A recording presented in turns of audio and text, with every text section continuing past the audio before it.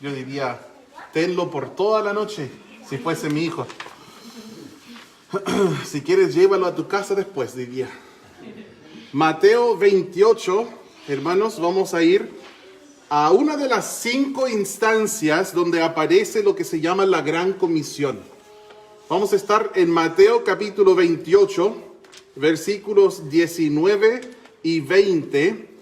Y quiero que veamos primero que hay 4 elementos de la Gran Comisión, ¿ya? Y vamos a enseñar estos 4 elementos rapidito como introducción con una pregunta y respuesta por cada elemento, ¿ya? Luego nosotros vamos a enfocar en solamente uno de los elementos, que es el último. Estamos en Mateo 28, versículos 18 hasta el 20, Dice: Y Jesús se acercó y les habló diciendo: Toda potestad me es dada en el cielo y en la tierra.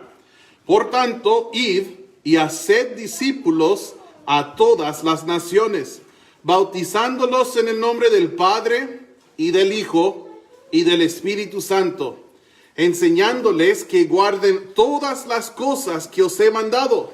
Y he aquí, yo estoy con vosotros todos los días, hasta el fin del mundo. Amén.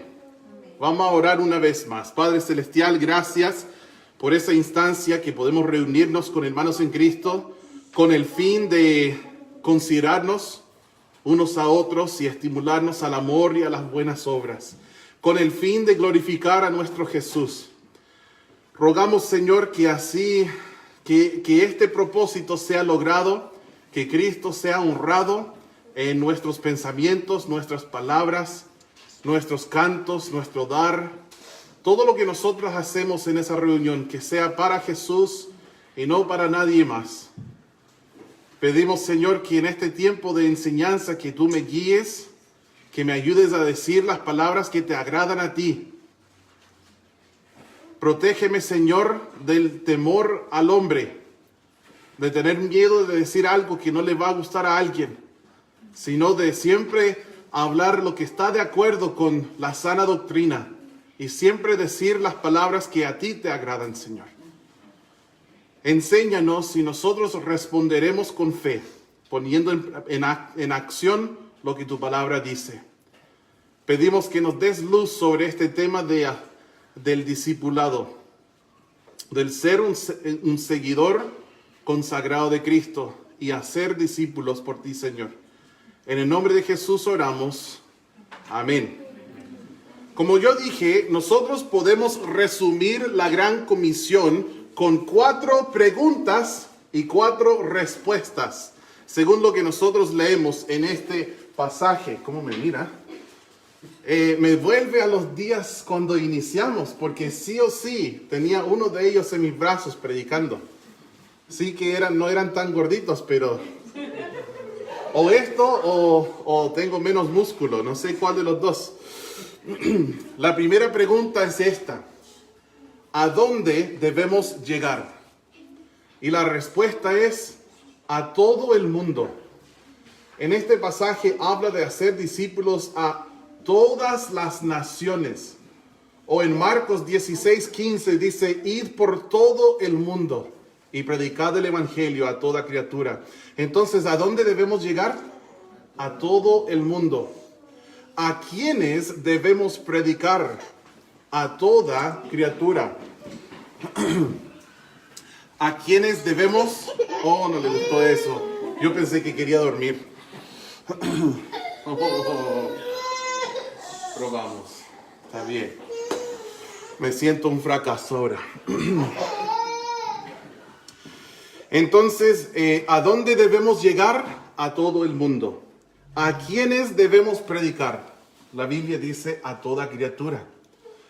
Predicad el evangelio a toda criatura. La tercera pregunta: ¿a quiénes debemos bautizar? Ya que aquí dice: bautizándolos en el nombre del Padre y del Hijo y del Espíritu Santo. ¿A quiénes debemos bautizar? Toda aquella persona que escucha el Evangelio lo entiende y decide creer en el mensaje del Evangelio. Jesús dijo, arrepentíos y creed en el Evangelio. Entonces, cada persona que escucha que Jesús murió por sus pecados, que derramó su sangre por sus pecados, fue sepultado y después de 3 días resucitó. Cada persona que escucha este mensaje y el llamado de arrepentirse para con Dios y tener fe en Jesús, así reconciliándose con Dios. Cada persona que escucha este mensaje y decide creer, responder con fe, aquella persona también se debe bautizar. ¿Ya? Debemos de bautizar a todos que creen. La cuarta pregunta, ¿qué debemos enseñar? Y eso está en la última frase cuando dice, en la primera frase del versículo 20, cuando dice, enseñándoles que guarden todas las cosas que os he mandado. ¿Qué debemos enseñar? Todos los mandatos del Señor. ¿Se acuerdan cuál es la primera pregunta? ¿A dónde debemos ir? Y la respuesta, a todo el mundo. ¿A quiénes debemos predicar? A toda criatura. ¿A quiénes debemos bautizar? A todo aquel que cree, ¿cierto? ¿Y qué debemos enseñar? Todos los mandamientos del Señor. Y yo quiero enfocar esta tarde en esa última pregunta y respuesta, la que tiene que ver con la frase, enseñándoles que guarden todas las cosas que os he mandado. Cuando nosotros predicamos el Evangelio a una persona, escúchenme bien esa parte, hermanos, porque a veces es desalentador evangelizar. ¿Por qué? Porque la mayoría de las personas que escuchan el Evangelio, ¿cómo responden? Negativo. A lo mejor pueden ser muy corteses, te escuchan, son muy amables. Pero es una cosa ser amable y es otra cosa creer. Es una cosa aguantar, soportar a Jesús, es otra cosa recibir a Jesús. Y el mismo Señor Jesús dijo, entrad por la puerta estrecha, porque ancha es la puerta y espacioso el camino que lleva a la perdición. Pero escucha esa frase, y muchos son los que entran por ella. Jesús dijo que el camino al infierno, muchos son los que entran por ahí. Después él dijo, porque estrecha es la puerta y angosto el camino que lleva a la vida, y pocos son los que la hallan. Los que entran a la salvación, que deciden creer el mensaje del Evangelio y ser salvos por la gracia de Dios, son pocos. Son pocos los que la hallan, dice. Y los que deciden rechazar, la Biblia dice, son muchos los que entran por aquel camino. Los pocos que la hallan son aquellas personas que escuchan el Evangelio y creen en Jesús como su Salvador. Cuando se arrepienten y creen en Jesús, reciben la vida eterna y nacen de nuevo. Eso es lo que yo estoy diciendo básicamente, son las primeras 2 partes de la Gran Comisión. Ir y predicar. Nosotros salimos y predicamos el Evangelio. Y la gente cree o rechaza. Y cuando creen, ¿qué les sucede? Nacen de nuevo. Eso es lo que la Biblia enseña. Tienen vida eterna, son hijos de Dios, son hermanos en Cristo. Y luego nosotros podemos enseñarles, explicarles lo que es el ser bautizado, ¿ya? Y así hacerse parte de una iglesia local. Pero hasta ahí llegamos solamente a los primeros 3. Viene el cuarto. Y el cuarto es ese. Enseñándoles que guarden todas las cosas que os he enseñado. Cuando alguien nace de nuevo, ¿qué son? Son bebés.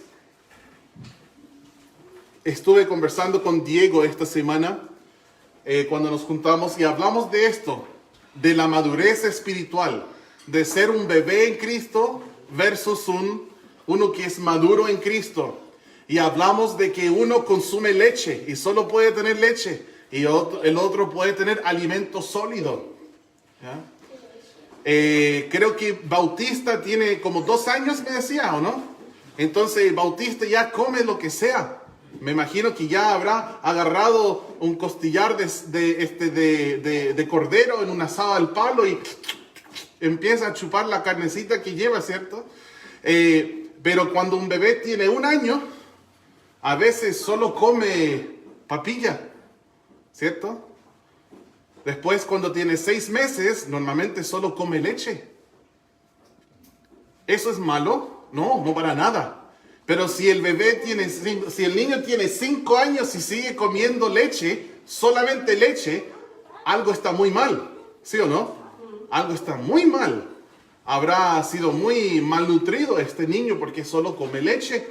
Tiene 5 años, tiene 10 años y sigue solamente comiendo leche. Hermanos, hay algunos cristianos que son así. Fueron salvos y en este inicio estaba bien que ellos consumieran leche. Necesitaban leche. La leche espiritual de la palabra no adulterada. Pero después tenían que avanzar a la madurez espiritual para que pudieran también llegar a poder consumir lo que es el alimento sólido. Entonces, no es pecado ser bebé en Cristo, pero sí es malo seguir siendo bebé en Cristo. No es la idea. Y como parte de la gran comisión está esto de tomar a un bebé recién nacido, una nueva criatura, y poder discipularles. Llevar este bebé espiritual al crecimiento espiritual. Y quería mencionar algo también hablando del segundo nacimiento. Hermanos, nadie nace en el Evangelio, ¿ya? Así que eliminen esa frase de su vocabulario. Nadie puede nacer en el Evangelio. Es imposible. No importa si naciste en la misma sala cuna de una iglesia. Tu mamá te dio a luz en la sala cuna. No naciste en el Evangelio. Dios no tiene nietos. Dios tiene hijos. Entonces el hecho de que mi papá o mi mamá haya sido cristiano, haya sido salvo, no significa que yo nací en el Evangelio. No, yo nací en pecado. Miserable pecador perdido. Roto en cuanto a la justicia. Pero cuando llegamos a Cristo por fe, creemos en el Evangelio, creemos en Cristo como Salvador, es en este momento cuando nacimos en el Evangelio. Yo nací en el Evangelio cuando tenía 17 años. Nací de nuevo en el Evangelio cuando creí en Cristo como mi Salvador. Entonces, hermanos, cuando alguien nace de nuevo, la Biblia dice que es una nueva criatura, ¿cierto? Es hechura suya, creado en Cristo Jesús, dice Efesios 2:10. Segundo de Corintios, capítulo 5, olvidé el versículo, será el 17, que dice: de modo que si alguno está en Cristo, nueva criatura es. Las cosas viejas pasaron, he aquí, todas son hechas nuevas. Así que cuando uno nace de nuevo, es un bebé. Cuando nosotros hablamos de hacer un discípulo por Cristo o discipular a una persona, eso requiere que tomemos a un bebé espiritual y que lo llevemos a la madurez espiritual. De esto se trata la cuarta pregunta. ¿Qué debemos enseñar? Todos los mandatos del Señor. Esto se llama, o es lo que nosotros comúnmente referimos como el discipulado. A veces la gente piensa que el discipulado son 13 lecciones, o son 7 lecciones, o son 16 lecciones de estudios. No, esto no es el discipulado. El discipulado es mucho más grande que eso. El discipulado es seguir a Jesús, es ser un aprendiz de Cristo, un imitador de Jesús. Ahora, los estudios que se suele llamar discipulados son buenos, son bien buenos y sirven para crear un vínculo, para tener como un hermano mayor en la fe, ir aprendiendo cosas básicas de la palabra de Dios, orar juntos, servir al Señor juntos. Y es una buena herramienta en el proceso del discipulado. Pero no confundamos eso con el mismo discipulado, ¿ya? El proceso de crecer como un discípulo de Cristo, el proceso de la maduración espiritual, es trabajo. Es harto trabajo. Bastante trabajo, hermanos. Aquí, ¿cuántos han cuidado un bebé? A ver. ¿Ya? La mayoría. No tengan vergüenza, está bien, pueden decirlo. ¿Cuántos han cuidado un bebé? ¿Ya? La gran mayoría. Solo Olivia y yo. No. Los bebés pelean. Los bebés golpean, rasguñan, lloran, muerden. Son 100% egoístas los bebés y mienten. Criar a un hijo, ahora estoy diciendo solo mi opinión, puede ser el trabajo más difícil en el mundo. Criar a un hijo, y más costoso también. El discipulado, el llevar a un nuevo creyente a la madurez espiritual, es así de difícil, porque pelean, rasguñan, muerden, lloran. Nunca he salido tan golpeado como cuando estoy tratando de discipular a alguien para Cristo. Nosotros necesitamos tener mucho cuidado con un desequilibrio que es muy común. Y el desequilibrio viene en esto, en enfatizar uno de los elementos de la Gran Comisión, mientras somos negligentes con algún otro elemento. Por ejemplo, hay iglesias donde siempre hablan de misiones. Misiones, misiones, misiones, misiones. Todo decorado con banderas del mundo, puras misiones. Considera ir al otro lado del mundo y servir a Cristo en África o en Asia o en Europa. O después dicen, ya, pero ¿quieres ir al otro lado de la calle y predicar el evangelio al vecino? No. Eso está mal. Porque es enfatizar un elemento de la Gran Comisión, el de ir a todas las naciones, pero es olvidar el otro elemento de predicar el evangelio a toda criatura. También, hermanos, hay iglesias donde siempre hablan de predicar el evangelio. Todos los días vamos a salir a ganar almas. Hoy a las 10 de la mañana, después a las 7 de la tarde, los sábados vamos a... Todo es ganancia de almas. Y después dicen, esta semana se convirtieron a Cristo 1000 personas. Pero de estos 1000 no se bautiza ni uno. De estos 1000 no se congrega ni uno. Algo anda mal ahí. Entonces, hermanos, nosotros tenemos que enfatizar el ir, el predicar, el bautizar y también el enseñar. Es muy común enfatizar ganancia de almas, pero ser negligente con el discipulado. También es muy común ver en las iglesias un énfasis en el discipulado y ser negligente en ganar almas. Aunque si uno realmente es un discípulo de Cristo, no puede ser negligente ganando almas, porque Jesús dijo, seguid en pos de mí y os haré pescadores de hombres. Hermanos, esto lo que estamos hablando debe ser tan común, tan fácil, tan sencillo de hablar entre nosotros que cualquier tema de la Biblia. Porque para esto existe esa iglesia. Cristo nos dejó aquí para glorificarle a través de llevar a cabo la Gran Comisión. Hay un decir que dice, la iglesia que no evangeliza se fosiliza. La iglesia que no hace la Gran Comisión se ha convertido simplemente en un club social y pierde su derecho de existir. La Gran Comisión, no la gran sugerencia, es un mandato para obedecer. No queremos ser negligentes con el tema del discipulado.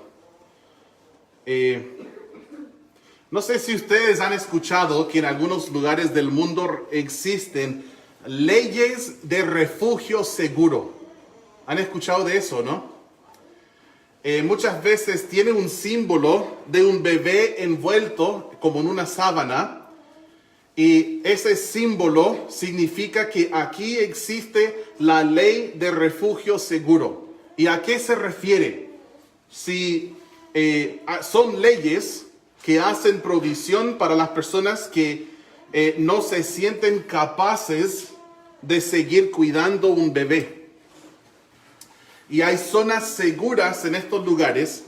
Pueden ser los bomberos, un cuartel de bomberos, o puede ser urgencias en un hospital que tienen ese símbolo. Y lo que significa es que cualquier persona puede llevar un bebé a este lugar y dejarlo. Y ese bebé ahora va a quedar en poder del Estado. No sé si habían escuchado de estas leyes. Se crearon porque sucedía que cuando un padre o una madre de algún recién nacido no lo quería criar, muchos prefirieron abandonarlos y dejarlos muchas veces en lugares muy peligrosos, como tachos de basura o un callejón oscuro, y abandonar a un bebé recién nacido, y muchos bebés morían por eso. ¡Qué horror!, ¿no? Que pueda existir algo así en el mundo. La Biblia habla y dice que en los postreros días vendrán tiempos peligrosos. Y habla de qué tipo de gente habrá. Y una de las frases que se ocupa para describir a la gente en los postreros días dice que serán sin afecto natural. Y que un padre o una madre pudiera, en efecto, asesinar a su bebé así, dejándolo en un tacho de basura, o dejándolo afuera con nieve, o en un callejón oscuro, es muy triste, ¿cierto? Pero por eso algunos gobiernos crearon estas leyes de refugio seguro, para que los papás no sintieran que si yo voy y dejo mi bebé me van a poner en la cárcel. No, mejor para que ese papá no elija la otra opción de abandonarlo peligrosamente, dejarlo en manos seguras, sin tener que temer las consecuencias. ¿Habían escuchado de eso, no? Interesante, ¿no? Hermanos, si nosotros priorizáramos la ganancia de almas sin dar la importancia merecida al discipulado, eso va a sonar un poco fuerte, pero ¿qué diferencia habría entre nosotros y aquellos padres que abandonan a sus hijos? O sea, nosotros queremos ganar almas y ver a una persona que recibe a Cristo y que nace de nuevo, pero después nos olvidamos de ellos. Eso sería como dar a luz a un bebé, pero no querer cambiarle sus pañales. Dar a luz a un bebé es la parte fácil, ¿cierto?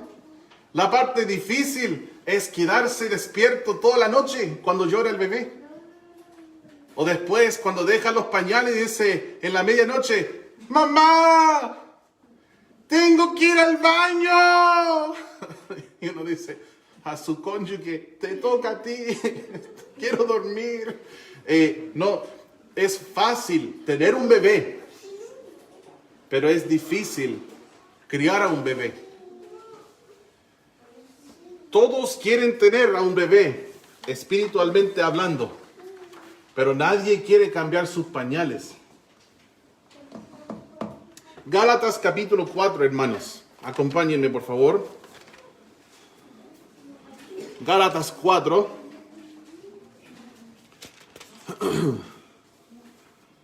El versículo 19.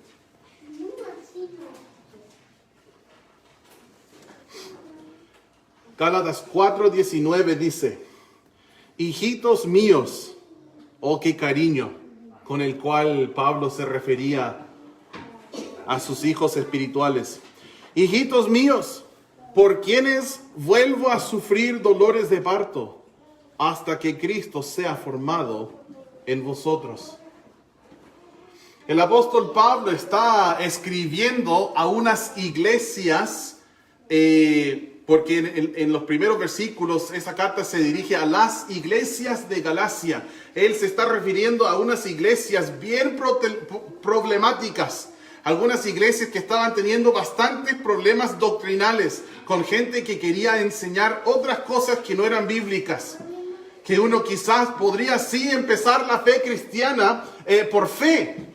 El caminar con Dios, ser salvo, se podía empezar con fe, pero después se consumía se terminaba con obras, con la ley. O querían decir que no bastaba la fe en Cristo, sino también las obras, como aquellas personas a las cuales se refiere en Hechos 15, cuando llegaron a Jerusalén y decían que no bastaba que los gentiles creyeran en Jesús, sino que también tenían que circuncidarse para ser salvos.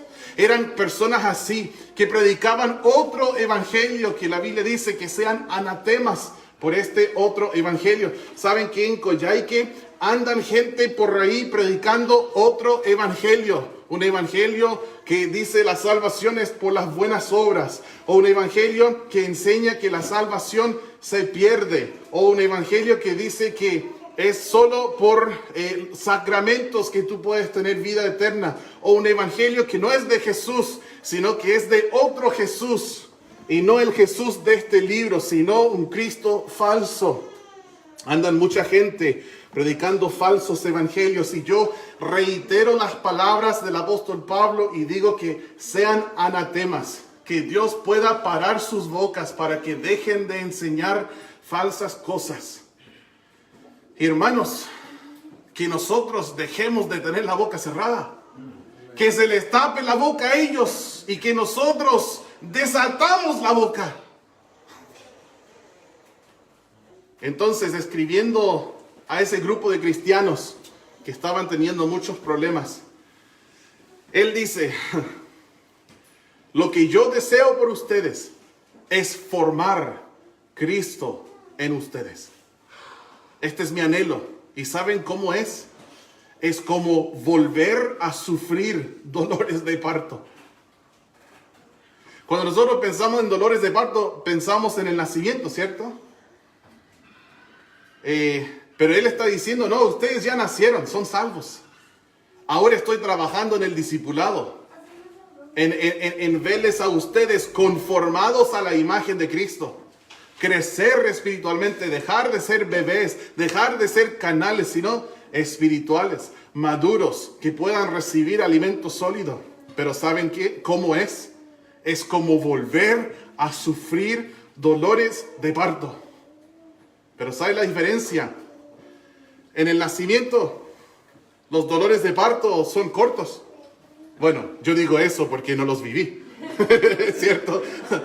Las mujeres empezaron a tirarme cosas. ¿A dónde que son? Yo recuerdo que Annie estuvo 48 horas en labor hasta que dijeron ya no más y le hicieron cesárea con Maika. Como Maika le gusta decir, él estaba bien cómodo, no quería salir. Y eso hace 9 años, el viernes, cumple 9 años. Así que antes de que él salga, si quieren darle 9 combos en el brazo, ¿ya? Esa es la... No. Pero labor es corta. Si uno lo compara con la crianza de un hijo. La crianza de un hijo es de décadas, ¿ya? Pero el nacimiento es de horas. Y Pablo está diciendo que criarles a ustedes es como sufrir dolores de parto, pero no por unas horas. Es como sufrir décadas de dolores de parto. Y hermanos, este proceso es muy difícil. Y si no lo has vivido, no lo entiendes. Y yo quiero animarte a que tú digas: va a ser mi responsabilidad que un nuevo creyente pueda llegar a la madurez espiritual. Yo voy a decir, yo me encargo de esto. Señor, no me voy a quedar dormido con ese trabajo. Voy a vigilar, voy a trabajar, voy a llamar, voy a escribir, voy a visitar, voy a enseñar, voy a acompañar, voy a llevar conmigo. El trabajo de discipulado es mucho trabajo. Dios quiere que tú y yo nos multipliquemos espiritualmente. Él quiere que tengamos fruto para la gloria de Jesús y que tengamos mucho fruto, que tengamos más fruto y fruto que abunde. Pero la única manera en que ese fruto pueda permanecer es que nosotros sigamos trabajando en lo que es el discipulado, el entrenar a nuevos creyentes para Cristo. Tenemos que hacerlo, hermanos. En 2 de Timoteo 2:2, si quieren buscar este versículo, es el versículo lema del Instituto Bíblico. Entonces, por eso los alumnos ni tienen que buscarlo porque ya lo memorizaron. Amén. Amén. A ver, uno por lo menos lo memorizó. Y Abigail también.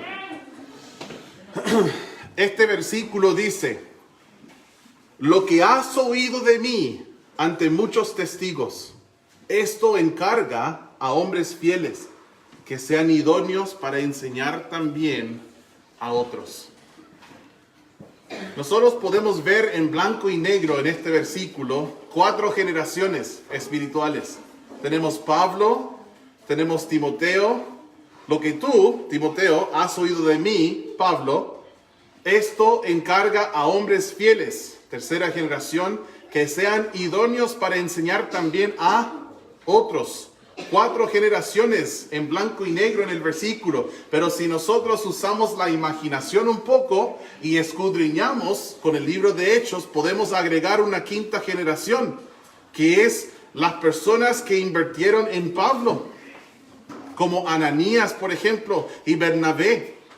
Entonces hay más que 4 generaciones en este versículo. Lo que tú has oído de mí, que aprendí yo de Bernabé y Ananías y Jesús mismo. Esto encarga a otros, hombres fieles, que sean idóneos para enseñar a otros. Mi pregunta sería, ¿dónde te encuentras tú en este versículo? ¿Eres Pablo? ¿Eres Timoteo? ¿Eres un hombre fiel? ¿Eres otros? ¿Quién eres? O quizás mejor sería preguntar, ¿quién deseas ser? ¿Quién quieres ser? Yo quiero enseñar a otros. Quiero aprender, quiero enseñar y quiero que estos otros enseñen a otros y que estos otros sigan enseñando a otros. Yo solo quiero ser un eslabón en la cadena. Yo no quiero ser el último eslabón.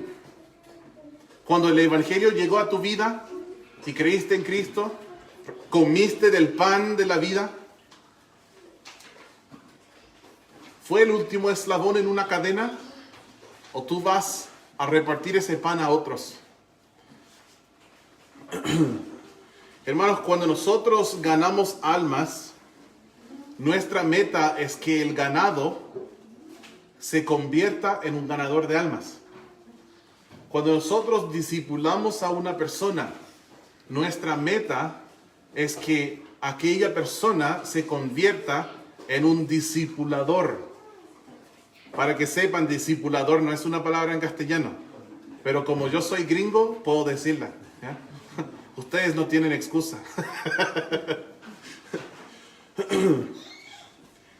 Hermanos, si tú quieres ganar gente que luego ganarán a otros, primero vas a tener que ganar almas. Si tú quieres discipular a personas que luego discipularán a otros, primero vas a tener que discipular a gente. Quizás en un año más haya una persona aquí que no estaba aquí esta noche, pero en un año más está, gracias a ti. Ojalá fuese así. Imaginemos nosotros los domingos, me acordé que estamos Hechos capítulo 1 y el versículo 8. Dice, pero recibiréis poder cuando haya venido sobre vosotros el Espíritu Santo, y me seréis testigos en Jerusalén, en toda Judea, en Samaria y hasta lo último de la tierra. Esta es la quinta instancia donde aparece la gran comisión en el Nuevo Testamento, y en este lugar ocupa la palabra testigo, y testigo es una de las formas que nosotros referimos al ganar almas, o evangelizar, o predicar el evangelio, o pescar por hombres. Hay muchas maneras de cómo decirlo, pero es interesante que aquí la palabra que se tradujo para significar testigos, ¿saben lo que es la palabra? Es la palabra en griego, dice martures. Martures, nosotros tenemos una palabra en castellano que proviene de martures, y es la palabra mártir. Mártir. Literalmente aquí está diciendo, me seréis mártires. ¿Sabe lo que es un mártir, cierto? Es alguien que muere por alguna causa, que da su vida en sacrificio por esta causa.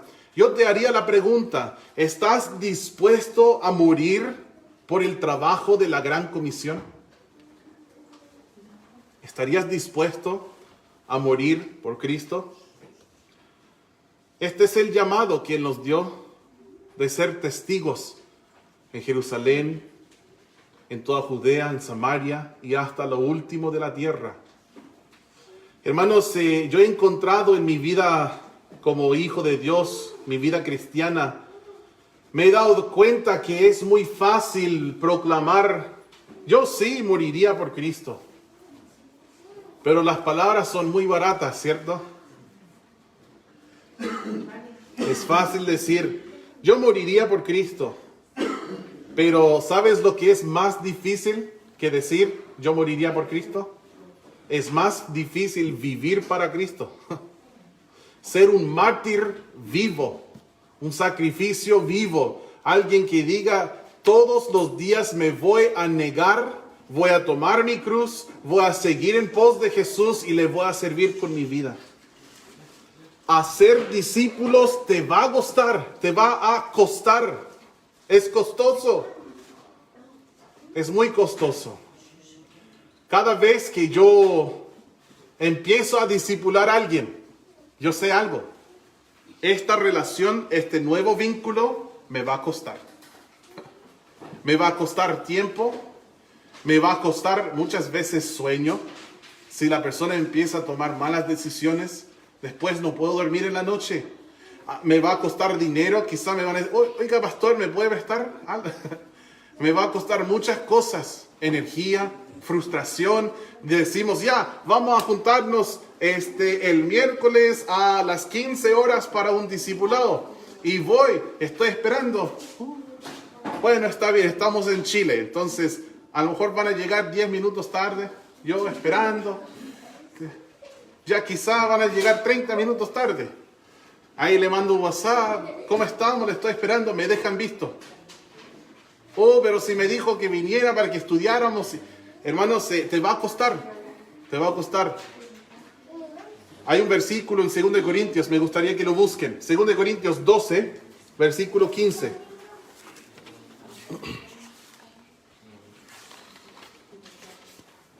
Segunda de Corintios, capítulo 12.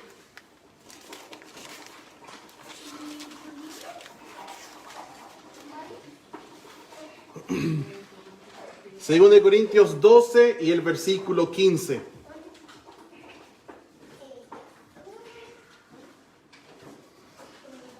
Si quieres discipular a gente para Cristo,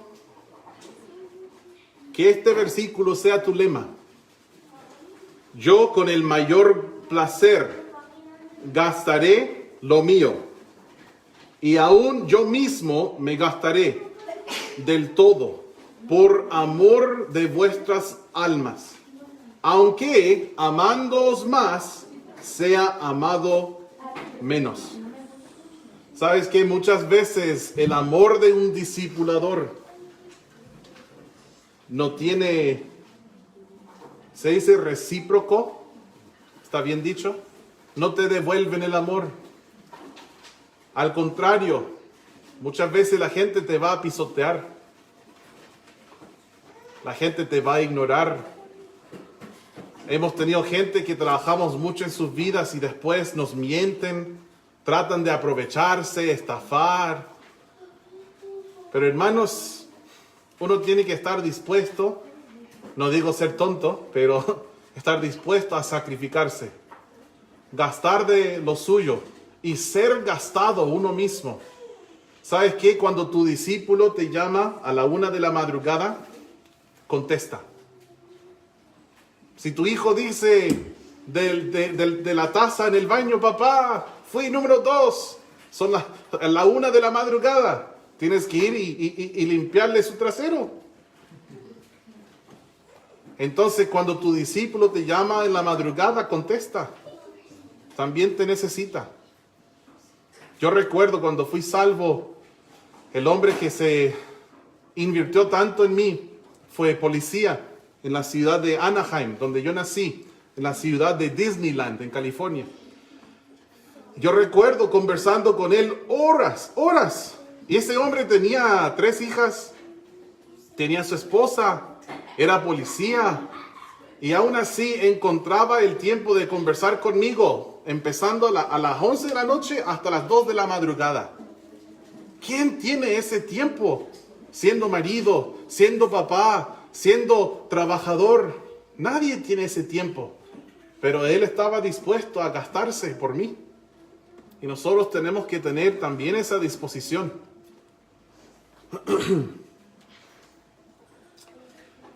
Ya vamos casi terminando, hermanos. Yo les veo cansados. Hay luz al final del túnel. Juan 16, versículo 21. Nuestros amigos de Facebook, les pedimos disculpas. Tuvimos que cortar la transmisión para decir algo de casa, algo privado. Pero ahora estamos de vuelta. Juan 16, versículo 21.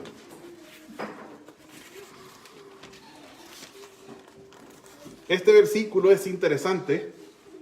Quizás lo conoces. Dice: la mujer, cuando da a luz, tiene dolor, porque ha llegado su hora.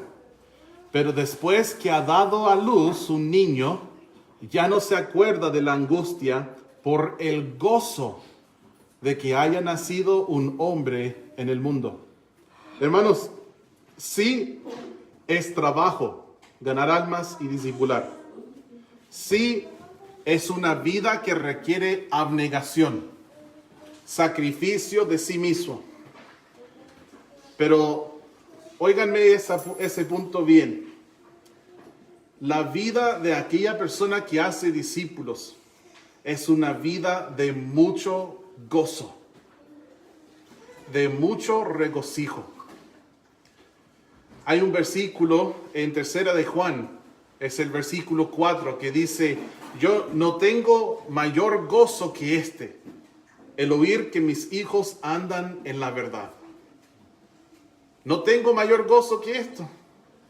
Piensa en todas las cosas en tu vida que te puedan dar gozo.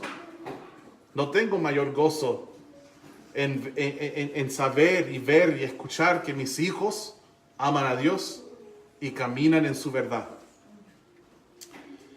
Hay un versículo, varios versículos que hablan de que cuando un pecador se arrepienta, hay gozo delante de los ángeles en la presencia de Dios. Por un pecador que se arrepiente.